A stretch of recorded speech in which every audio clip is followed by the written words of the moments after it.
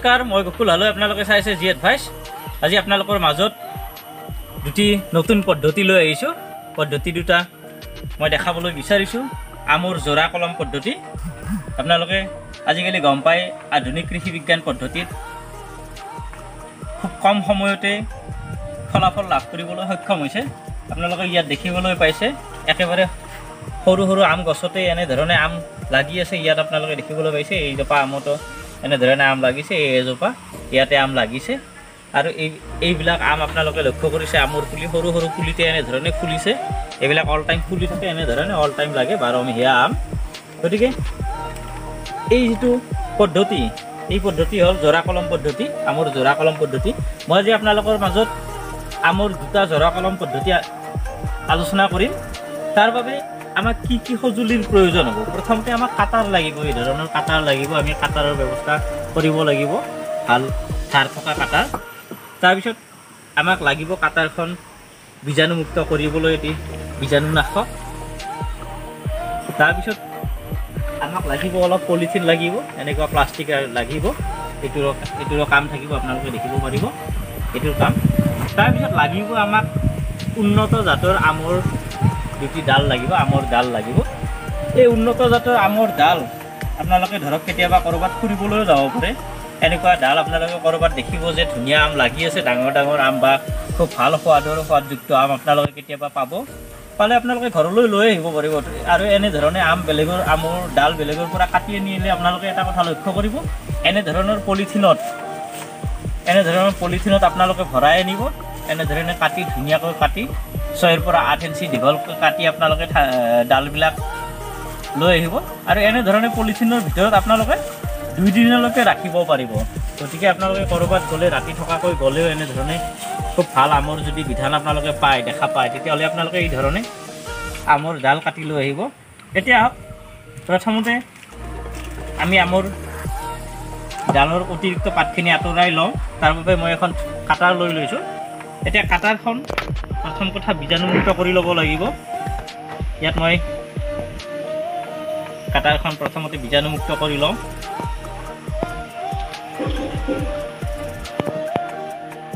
কাটাৰখন আমি বীজাণুমুক্ত কৰি ল'ব লাগিব। তাৰপিছত আমাৰ কাম হ'ব খুব লাহে লাহে আমি ইয়াৰ পাতবিলাক আমি আঁতৰাই দিম আমৰ ডালটো। আৰু আমৰ যিটো ডাল আমি বেলেগৰ পৰা সংগ্ৰহ কৰিম, তাত লক্ষ্য কৰিব যাতে এই ধৰণৰ কুমলীয়া পাতৰ আকৃতি আপোনালোকে দেখা পায়। এনেকুৱা ধৰণৰ আপোনালোকে ডাল আনিব। এইটো ডাল প্ৰথম মই আপোনালোকক এইটো কেনেধৰণে প্ৰথম পদ্ধতিটো আলোচনা কৰোঁ। এই পদ্ধতিটোত আমাক এনেধৰণৰ এটা আমৰ পুলি লাগিব। এইটো এটা সাধাৰণ আমৰ পুলি মই ইয়াত পেকেটত ৰুই থৈছিলোঁ। এই পুলিটো আমি ঠিক ইয়াতে আমি কাট কৰি দিম। প্ৰথমে এনেধৰণে কাট কৰি দিলোঁ। এতিয়া এনেধৰণে কাটাৰেৰে কাটিলে দেখা পোৱা যায় আমৰ আগটো ফাটি যায় এনেধৰণে। গতিকে আমি একেবাৰে ধাৰ থকা কাটাৰেৰে আমি সুন্দৰভাৱে লাহে লাহে কাটিব লাগিব। কাটোতে লক্ষ্য কৰিব যাতে আঙুলি বা হাত নাকাটে, খুব সাৱধান হ'ব লাগিব। এইটোত আমি সাৱধান হ'ব লাগিব। এতিয়া আমি ইয়াতে কৰিম কি, এই যিটো ডাল আমি কাটি লৈছোঁ, এই ডালটো আমি এই ধৰণে দুইফালৰ পৰা ঠিক ভি আকৃতিত আমি সুন্দৰভাৱে প্ৰায় 1 ইঞ্চিমান দীঘলকৈ এইটো আমি কাটি ল'ম দুইফালৰ পৰা খুব সুন্দৰভাৱে। ইয়াত আপোনালোকে দেখিব পাৰিছে এইটো মই দুইফালে খুব ধুনীয়াকৈ কাটি ল'লোঁ। এইখিনি কাটি লৈছোঁ। আৰু এই যিজোপা গছ, এই গছজোপাত আমি একেবাৰে সৌ মাজতে ধৰি লাহে লাহে আমি তলৰ ফালে হেঁচি দিম। প্ৰায় 1 ইঞ্চিমান জেগা আমি এনেধৰণে ফালি দিম। এইখিনি কাম আমাৰ হৈ গ'ল। এইখিনি ফালি দিলোঁ আমি, আপোনালোকে লক্ষ্য কৰিছে ভালদৰে। এতিয়া কাম হ'ল আমাৰ এই যিটো ডাল, এই ডালটো আমি ইয়াত লাহে লাহে ভৰাই দিম। যিখিনি ঠাই আমি কাটিছিলোঁ কাটা ঠাইলৈকে আমি সুন্দৰভাৱে ভৰাই দিছোঁ।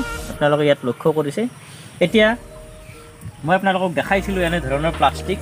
এই প্লাষ্টিকটো আমাৰ যে বজাৰৰ পৰা আমি কিবা কিবি বস্তু কিনি আনিলে এই ধৰণৰ পলিথিন পাওঁ, এই প্লাষ্টিক বেগবিলাক, এই প্লাষ্টিক বেগ আপোনালোকে কাটি ল'ব পাৰিব।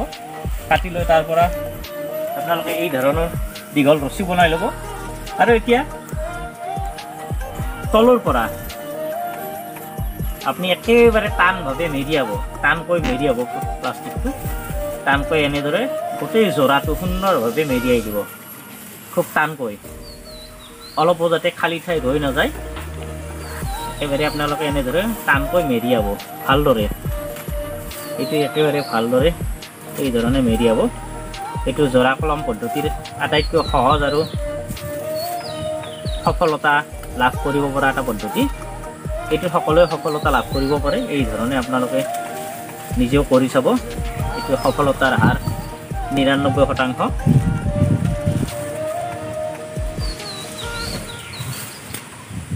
ভালদৰে এনেধৰণে মেৰিয়াব লাগিব।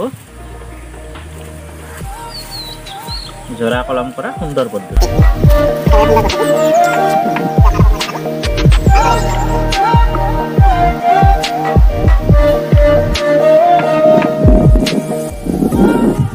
নাৰ্চাৰীত এই ধৰণৰে ব্যৱস্থা কৰা হয়, এই ধৰণে নাৰ্চাৰীত আমৰ কলমবিলাক কৰা হয়।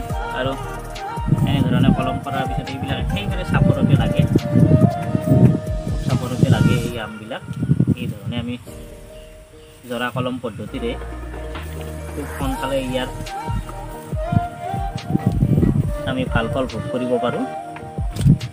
আৰু এনেদৰে মেৰিয়াই গাঁঠি নিদিব, এনেধৰণে দেখিবলৈ পাইছে ইয়াত একেবাৰে শেষ পৰ্যায়ত এই ধৰণে আপোনালোকে গাঁঠিটো দি থ'ব। আৰু ইয়াত আপোনালোকে 10ৰ পৰা 30 দিনৰ ভিতৰত দেখা পাব ইয়াৰ পৰা পোখা মেলিবলৈ আৰম্ভ কৰিব। কিন্তু ইয়াত এটা কণ্ডিশ্যন থাকিব, ইয়াত যিবিলাক তলৰ পাত, এই গোটেই পাতবোৰ আপোনালোকে আঁতৰাই দিব।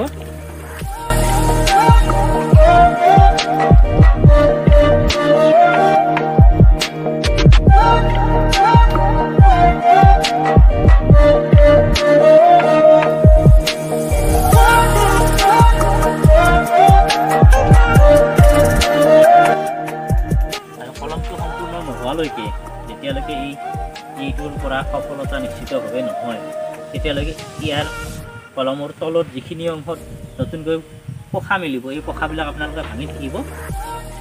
কেনেকৈ ভাঙিব মই আপোনালোকক দেখাইছোঁ ইয়াতে।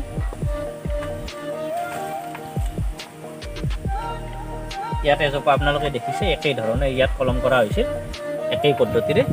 এতিয়া এই সম্পূৰ্ণভাৱে এই সফলতা লাভ কৰিছে। কিন্তু ইয়াৰ তলৰ পৰা এনেধৰণে যিবিলাক এই পোখা ওলাইছে, এই পোখাবিলাক আপোনালোকে এনেধৰণে ভাঙি থাকিব লাগিব। এইটো ভাঙি থাকিলে তেতিয়া ওপৰৰ যিখিনি আমি জৰা দিম সেইখিনি সুন্দৰভাৱে ইয়াত বৃদ্ধি হৈ থাকিব।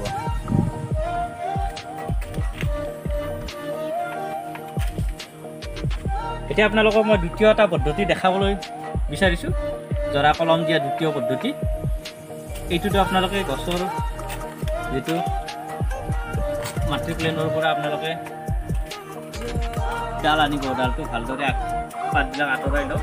এই ধৰণে এইটো ডাল আপোনালোকে দেখিবলৈ পাইছে। আৰু এই যিজোপা মাদাৰ গছ আছে, এইজোপা প্লেন আপোনালোকে ইয়াত দেখিছে, মিলাই ল'ব একেবাৰে। ইয়াৰ যিটো ডাল জৰা কলম দিম আৰু ইয়াৰ এই ডালৰ লগত একেলগে মিলাই ল'ব। এইখিনি সুন্দৰভাৱে মিলি যাব। গতিকে এইখিনি মই আগতে কাটি লৈছোঁ, এইখিনি কাটি লৈছোঁ। এতিয়া এইটো পদ্ধতি আৰু সহজ। এইটোত আপোনালোকে কি কৰিব, এফালৰ পৰা এনেধৰণে কাটি ল'ব, এফালৰ পৰা এনেধৰণে সুন্দৰভাৱে কাটি ল'ব।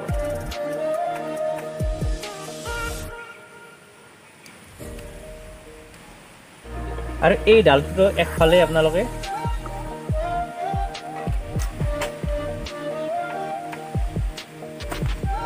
সুন্দৰভাৱে কাটি ল'ব, একেই সমান কৰি কাটিব। ওপৰৰ ডালটো তলৰ ডালটো অলপ মিলিবলৈ বাকী আছে, আৰু অলপমান ইয়াতে কাটি দিছোঁ। এইটো দ্বিতীয় পদ্ধতি। জৰা কলম কৰাৰ বিভিন্ন পদ্ধতি আছে। ইয়াত মই আজি আপোনালোকৰ লগত মাত্ৰ দুটা পদ্ধতিহে আলোচনা কৰিম। এইটো এটা ইয়াত সুন্দৰকৈ মিলি গৈছে, দেখা পাইছে আপোনালোকে। এতিয়া একেই কাম, এইটোতো আমি প্লাষ্টিকেৰে বান্ধি দিব লাগিব ধুনীয়াকৈ। ইয়াত একেবাৰে আপোনালোকে মিলাই ল'ব। এইটো মিলি গৈছে, সুন্দৰভাৱে মিলি গৈছে। ইয়াতে আমি এতিয়া এইটোক আমি বান্ধি দিম। ভালদৰে বান্ধিব লাগিব এইটো।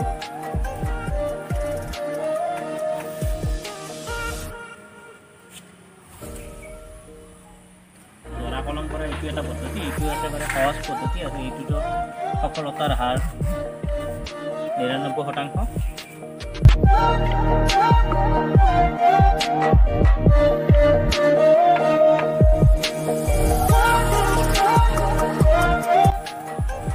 টানকৈ বান্ধিব।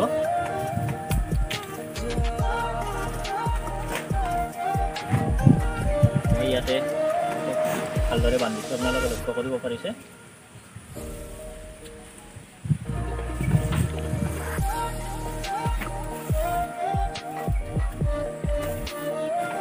দেখা পাইছে আপোনালোকে খুব ভালদৰে মই বান্ধিছোঁ টানকৈ।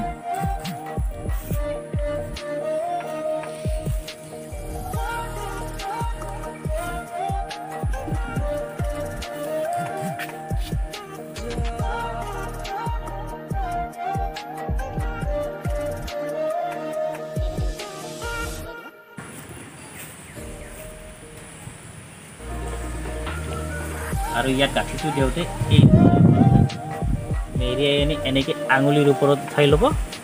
এইটো আঙুলি লাহে লাহে উলিয়াব। এই পলিথিনটো ইয়াতে এনেধৰণে আনি টানি দিব, যাতে আপোনালোকে যেতিয়া কলমটো খুলিব সেইডালত টানি দিলেই গোটেই পলিথিনডাল খুলি যাব। আৰু এইটো আমি 6 মাহ এনেধৰণে ৰাখি দিম। এইটোত যদিও পখা মিলিব, ইয়াত যিটো জৰা দিছোঁ আমি, এই জৰাটো স্থায়ী হ'বলৈ ইয়াক 6 মাহৰ পৰা 1 বছৰ লাগিব। গতিকে 6-7 মাহ আমি এই ধৰণে ৰাখি দিম। তাৰপিছত আমি এইটো যেতিয়াও এইটো খুলি দিম, খুলি দিয়াৰ পিছতো ইয়াত এডাল বাঁহৰ শলা মাৰি দি তাত আমি এই ধৰণে বান্ধি দিব লাগিব এইটো, কাৰণ ইয়াৰ পৰা জৰাটো খুলি যাব পাৰে। গতিকে সেইটো প্ৰতি লক্ষ্য ৰাখিব। আৰু এইটোৰ কাম হ'ব, ইয়াৰ যিখিনি অতিৰিক্ত পাত আছে, অতিৰিক্ত পাতখিনি আমাৰ আঁতৰাই দিম। আৰু এইটো আমি কোনে কোনে ৰ'দ নপৰা ঠাইত থৈ দিম। পোহৰ আহিব কিন্তু ৰ'দ নপৰা ঠাইত থৈ দিম। আৰু লক্ষ্য ৰাখিব ইয়াত যাতে পানী শুকাই নাযায়, পানী দি থাকিব লাগিব মাজে মাজে। কাটিং কৰাৰ পিছত ইয়াত বহু পৰিমাণে পানী লাগে। এতিয়া ইয়াতে যিকেইটা কাটিং আপোনালোকে দেখিছে, এইবিলাক নাৰ্চাৰী পদ্ধতি এই ধৰণে কৰা হয়। ইয়াতে জৰা কলম দি এনেধৰণে বনোৱা হৈছে। ইয়াত পলিথিনেৰে গাঁঠি দিয়া আছে, আপোনালোকে ইয়াত লক্ষ্য কৰিব পাৰিছে। এইটো এটা জৰা কলম পদ্ধতিৰে কৰা হৈছে এইবিলাক। আৰু এই গছজোপাটো আপোনালোকে দেখিছে, ইয়াত জৰা কলম পদ্ধতিৰে এইটো কৰা হৈছে। আপোনালোকে এই ধৰণে কৰিব পাৰিব। ইয়াত জৰা আছে, আৰু যেতিয়া ইয়াত ফল লাগিব, ফলবিলাকৰ বহুত ওজন হয়। গতিকে আপোনালোকে কি কৰিব, কোনোবা গছ বা অন্য গছৰ ওচৰত ভালদৰে ৰাখিব, ৰাখি এই ডালটো ভালদৰে বান্ধি থ'ব, নহ'লে ভাঙি যাব পাৰে। মই আপোনালোকক ইয়াতে কথাখিনি জনাই দিলোঁ, আৰু আপোনালোকে এই ধৰণে নিজেও কৰিব পাৰিব। আজিলৈ ভিডিঅ'টো ইমানতে সামৰিছোঁ। ধন্যবাদ।